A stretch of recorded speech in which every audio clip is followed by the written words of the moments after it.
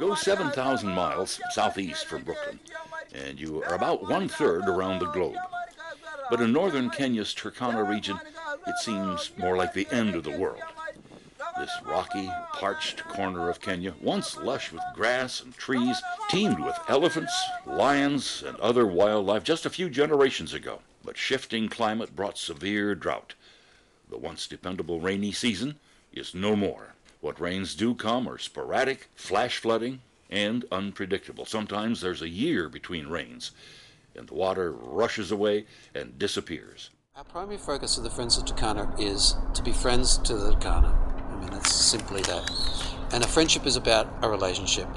So I'm not going to pretend that this is just about helping those poor people. That is not what we're about. Because once we have that attitude in our head, then we're going to be doing damage to them, and we're not going to be helping ourselves. This has to be a partnership. So our primary goal is to help them to establish the basic structures so that they can take care of themselves, that they can build their own future in partnership with whoever they want. And at the same time, our goal is about helping ourselves, about opening ourselves up to the possibility that we don't have all the answers, we don't have all the resources, and that we've got a lot to learn about how to live our life, even with everything that we presumably have. In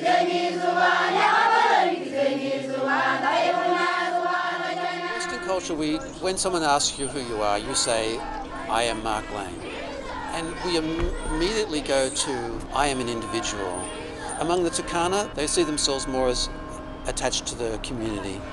So there's an incredible sense of belonging to a group. I mean, you need that for survival.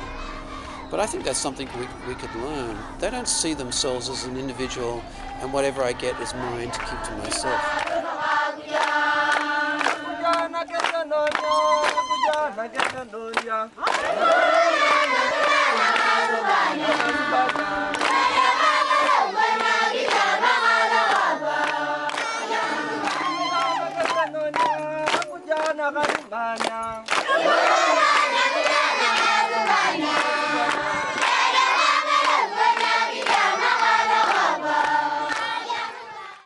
She is the leader here and the boss, the whole community.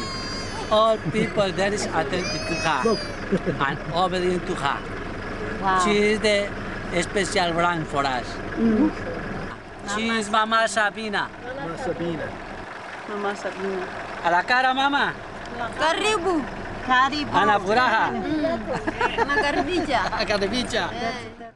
One of the great things for me as an outsider was to get involved in some of their local customs, and one of the ways that they will quite spontaneously do is they will start singing and dancing.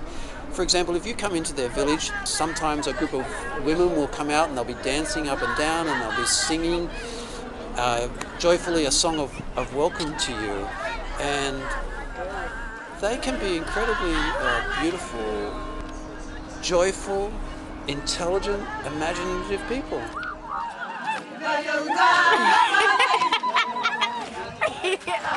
For years before the climate changed, Turkana was off limits to the outside. The old Kenya government saw the Turkana as dangerous and warlike, wild and vicious. The area was closed, except for anthropological study.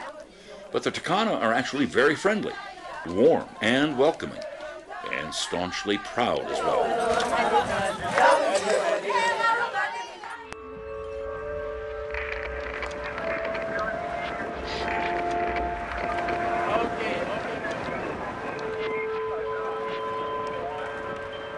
Turkana is in a very tough environment. It's what's classed semi-arid, but when you stand in a plain there, all you see is dirt and rocks, and you wonder how anyone survives here.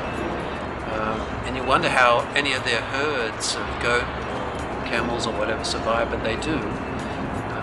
There are no permanent rivers. It's just a very tough environment, and what's begun to happen is, particularly with global warming, is there's the increased Saharaization. The desert is coming deeper and deeper into Africa, and that whole northeast is incredibly vulnerable to the shifting weather patterns. And there are areas there, I mean there's one place that has a name that in the Turkana language means the place of the black elephants. Well, once upon a time, this was an incredibly lush area, and that is just not the case now.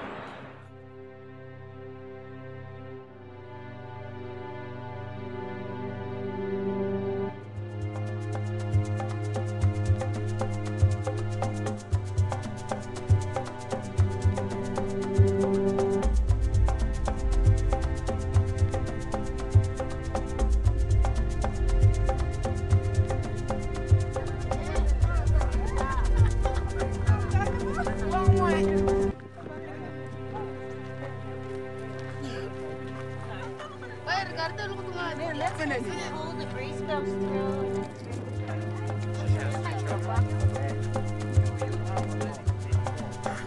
For Turkana children, few or no possessions. Toys are improvised from sticks and whatever. Yet the children fairly crackle with joy and curiosity.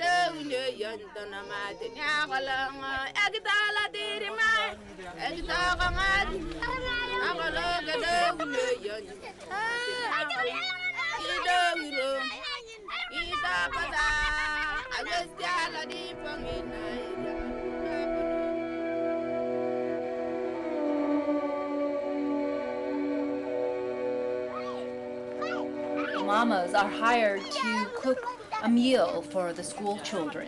They set up outside of the schoolhouse and... Mainly boys and girls. So you're feeding 92? No. Yeah, do you have different bowls? Yeah. And continue that. And then bring them back in.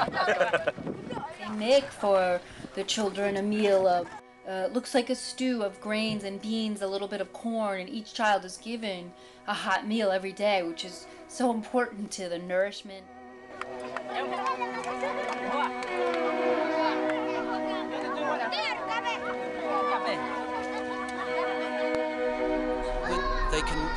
When they sit in that classroom, they've got proper hygiene and nutrition in order to think and to process memory and to remember stuff.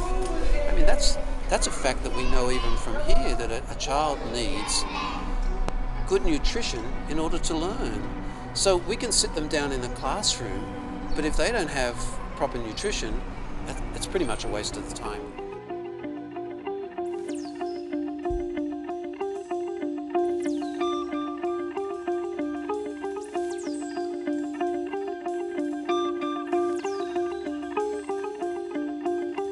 The Turkana remain largely nomadic, always in search of water. Intertribal warfare and livestock raids in the lawless borderlands near Sudan and Ethiopia remain deadly. Usually it is the men who get killed, and many families are fatherless. But deaths from childbirth and AIDS claim many women as well. Life expectancy is only now approaching 40. Many children are completely orphaned.